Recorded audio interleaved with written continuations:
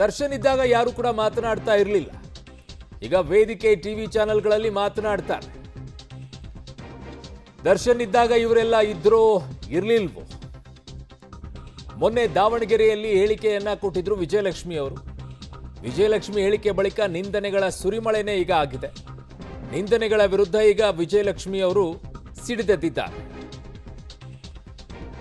ಈಗ ಕಂಪ್ಲೇಂಟ್ ಅಂತ ಕೊಟ್ಟಿದ್ದಾರೆ, ಅವ್ರನ್ನ ಕರೀತಾರೆ, ಅವರನ್ನು ಕೂಡ ಜೈಲಿಗೆ ಹಾಕುವಂತ ಕೆಲಸ ನಡೆಯುತ್ತೆ. ವ್ಯಕ್ತಿಗಳು ದರ್ಶನ್ ಇಲ್ಲದೆ ಇದ್ದಾಗ ಅವ್ರ ಬಗ್ಗೆ ಹಾಗೆ ಅವ್ರ ಫ್ಯಾನ್ಸ್ ಬಗ್ಗೆ ವೇದಿಕೆ ಮೇಲೆ ಹೋಗೋದು, ನಿಂತ್ಕೊಂಡು ಮಾತಾಡೋದು, ಚಾನೆಲ್ ಮೀಡಿಯಲ್ಲಿ ಕುತ್ಕೊಂಡು ಮಾತಾಡೋದು, ಹೊರ ಕುತ್ಕೊಂಡು ಮಾತಾಡೋದು ಎಲ್ಲ ಮಾಡ್ತಿದ್ದಾರೆ. ಅದೇ ಜನಗಳು ದರ್ಶನ್ ಅವ್ರು ಇದ್ದಾಗ ಅವ್ರು ಬೆಂಗಳೂರಲ್ಲಿ ಇರ್ತಾರ ಇಲ್ವಾ ಅಂತಾನೆ ಗೊತ್ತಾಗಲ್ಲ, ಎಲ್ಲಿ ಮಾಯ ಆಗ್ತಾರೆ ಅಂತಾನೂ ಗೊತ್ತಾಗಲ್ಲ. ದರ್ಶನ್ ಅವ್ರು ಹೇಳಿರೋ ಹಾಗೆ ಯಾರು ಏನೇ ಮಾತಾಡಿದ್ರು ನಾವು ನೊಂದ್ಕೊಳ್ಳಲ್ಲ, ಕೋಪ ಮಾಡ್ಕೊಳ್ಳಲ್ಲ. ಬೇಜಾರು ಮಾಡ್ಕೋಬೇಡಿ, ಕೋಪ ಮಾಡ್ಕೋಬೇಡಿ. ನನ್ನ ಸಹೋದ್ಯೋಗಿ ಕ್ರೈಮ್ ಬ್ಯೂರೋ ಹೆಡ್ ಆಗಿರುವಂಥ ಮುರಳೀಧರ್ ನನ್ನ ಸಂಪರ್ಕಕ್ಕೆ ಸಿಗ್ತಾ ಇದ್ದಾರೆ. ಮುರಳಿ, ಈಗ ವಾಟ್ ನೆಕ್ಸ್ಟ್? ಇಂತಹ ಅನೇಕ ರೀತಿಯಲ್ಲಿ ಸೋಷಿಯಲ್ ಮೀಡಿಯಾಗಳಲ್ಲಿ ಕೂತ್ಕೊಂಡ್ಬಿಟ್ಟು ಅನೇಕ ಕಮೆಂಟ್ಸ್ಗಳನ್ನು ಹಾಕ್ತಾರೆ, ಕೆಟ್ಟದಾದ ಕಮೆಂಟ್ಸ್ ಹಾಕ್ತಾ ಇರ್ತಾರೆ. ಇಂಥವರ ವಿರುದ್ಧ ಒಂದು ಅಭಿಯಾನ ಆಗಬೇಕು ಅಂತ ಹೇಳ್ತಾರೆ, ಬಟ್ ಯಾರು ಮಾಡೋಕ್ಕಾಗೋದಿಲ್ಲ. ಕಾರಣ ಯಾರು ಕಂಟ್ರೋಲ್ ಮಾಡೋಕ್ಕೂ ಕೂಡ ಆಗೋದಿಲ್ಲ.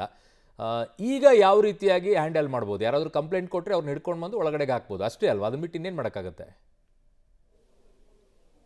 ಖಂಡಿತವಾಗಿಯೂ ಅರುಣ್, ಯಾಕಂದ್ರೆ ಪ್ರಮುಖವಾಗಿ ಈ ರೀತಿಯ ಘಟನೆಗಳು ಸಾಕಷ್ಟು ಬಾರಿ ನಡೀತಾನೆ ಇರುವಂಥದ್ದು. ಜೊತೆಗೆ ಈ ಹಿಂದೆ ನಡೆದಂಥ ಸಾಕಷ್ಟು ಬೆಳವಣಿಗೆಗಳೇನಿತ್ತು, ರಮ್ಯಾ ಪ್ರಕರಣ ಇರ್ಬೋದು, ಜೊತೆಗೆ ಬೇರೆ ಬೇರೆಯ ಸೋಷಿಯಲ್ ಮೀಡಿಯಾದ ಪ್ರಕರಣಗಳೇನಿತ್ತು, ಆ ಪ್ರಕರಣಗಳನ್ನ ನಾವು ನೋಡಿದ್ದೀವಿ. ಯಾಕಂದ್ರೆ ರಮ್ಯಾ ಪ್ರಕರಣದಲ್ಲಿ ಈಗಾಗಲೇ 7 ಜನ ಏನೋ ಜೈಲಿಗೆ ಹೋದಂಥವ್ರು ಇನ್ನೂ ಕೂಡ ಜಾಮೀನನ್ನ ಪಡ್ಕೊಳ್ಳಿಕ್ಕೆ ಸಾಧ್ಯ ಆಗಿಲ್ಲ. ಅಷ್ಟರ ಮಟ್ಟಿಗೆ ಈ ಸೆಕ್ಷನ್ ಇರುವಂಥದ್ದು. ಯಾಕಂದ್ರೆ ಮಹಿಳೆಯರಿಗೆ ಈ ರೀತಿಯಲ್ಲಿ ಅವ್ಯಾಚ ಪದಗಳನ್ನು ನಿಂದನೆಯನ್ನ ಮಾಡುವಂಥದ್ದು ಮತ್ತು ಬೆದರಿಕೆಯನ್ನು ಹಾಕುವಂಥ ಪ್ರಯತ್ನಗಳನ್ನ ಏನೇನು ಮಾಡಿದ್ರು, ಅದಕ್ಕೆ ಸಂಬಂಧಪಟ್ಟಂತೆ ಈಗಾಗಲೇ ಪ್ರಕರಣವನ್ನು ದಾಖಲು ಮಾಡಲಿಕ್ಕೆ ವಿಜಯಲಕ್ಷ್ಮಿ ಈಗ ಜಂಟಿ ಕಮಿಷನರ್ ಆಗಿರುವಂತಹ ಅಜಯ್ ಹಿಲೋರಿ ಅವರ ಚೇಂಬರ್ಗೆ ಬಂದಿದ್ದಾರೆ. ಅಲ್ಲಿ ಇನ್ಸ್ಪೆಕ್ಟರ್ ಅವರ ಬಳಿಯಲ್ಲಿ ದೂರನ್ನ ಪಡ್ಕೊಳ್ತಾ ಇರುವಂತದ್ದು. ಯಾಕೆಂದ್ರೆ ಅವರು 15 ಇನ್ಸ್ಟಾಗ್ರಾಮ್ನ ಐಡಿಗಳೇನಿತ್ತು, 15 ಇನ್ಸ್ಟಾಗ್ರಾಮ್ನ ಐಡಿಗಳು ಮತ್ತು ಕೆಟ್ಟದಾಗಿ ಯಾರ್ಯಾರು ಕಮೆಂಟ್ ಅನ್ನ ಮಾಡ್ತಾ ಇದ್ರು, ಕಮೆಂಟ್ ಅನ್ನ ಮಾಡಿದಂತ ಕಮೆಂಟ್ ನ ಒಂದಷ್ಟು ಸೆಕ್ಷನ್ಸ್ ಏನಿತ್ತು, ಕಮೆಂಟ್ ಗಳೇನಿತ್ತು, ಅದನ್ನ ಫೋಟೋ ಸಮೇತ ದೂರನ್ನ ಕೊಡ್ತಾ ಇದ್ದಾರೆ. ಅಂದ್ರೆ ಈಗ ತಿಳಿದಂತ ಮಾಹಿತಿ 15 ಇನ್ಸ್ಟಾಗ್ರಾಮ್ ಅಕೌಂಟ್ ಗಳೇನಿದಾವೆ ಅದು ಯಾರ ಅಕೌಂಟ್ಗಳು ಅನ್ನೋದ್ರ ಬಗ್ಗೆ ಇನ್ನೂ ಕೂಡ ಸ್ಪಷ್ಟವಾಗಿ ಗೊತ್ತಾಗ್ತಿಲ್ಲ. ಯಾಕಂದ್ರೆ ಸಾಮಾನ್ಯವಾಗಿ ಈ ರೀತಿಯಲ್ಲಿ ಅಶ್ಲೀಲವಾಗಿ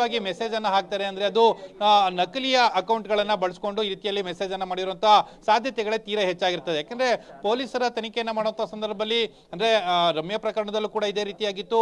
ಅಶ್ಲೀಲ ಮೆಸೇಜ್ ಮಾಡಿದಂತವರೆಲ್ಲರೂ ಕೂಡ ನಕಲಿ ಅಕೌಂಟ್ ಹೋಲ್ಡರ್ ಆಗಿದ್ದಂತವ್ರು.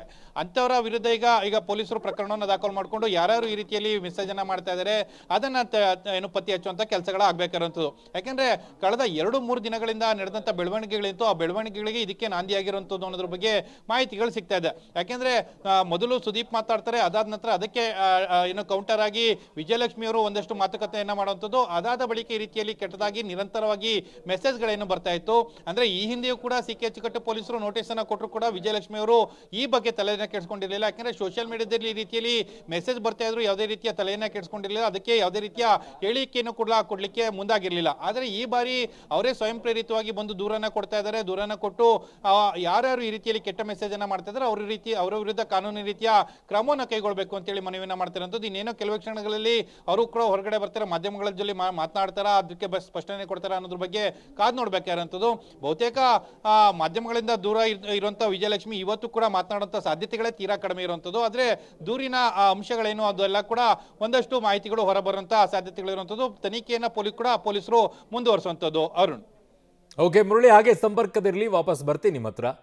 ಸೊ ಈಗ ನಿಂದನೆಗಳ ಸುರಿಮಳೆ, ಕಂಪ್ಲೇಂಟ್ ಅಂತೂ ಕೊಟ್ಟಿದ್ದಾರೆ ಪೊಲೀಸರು. ಈಗ ಯಾರು ಎತ್ತ ಅನ್ನುವಂಥದ್ದನ್ನು ಐಡಿಯಾನ ಹುಡುಕ್ತಾರೆ, ಅವರನ್ನು ಹುಡುಕೊಂಡು ಬರುವಂಥ ಕೆಲಸವನ್ನಂತೂ ಮಾಡ್ತಾರೆ. ಅದರಲ್ಲಿ ಯಾವ ಅನುಮಾನನೂ ಬೇಕಾಗಿಲ್ಲ. ಆದರೆ ಇದು ನಿಲ್ಲೋದು ಯಾವಾಗ ಅಂತ ಈ ರೀತಿಯಾಗಿ ಕೆಟ್ಟ ಕಮೆಂಟ್ಸ್ಗಳನ್ನು ಹಾಕುವಂಥ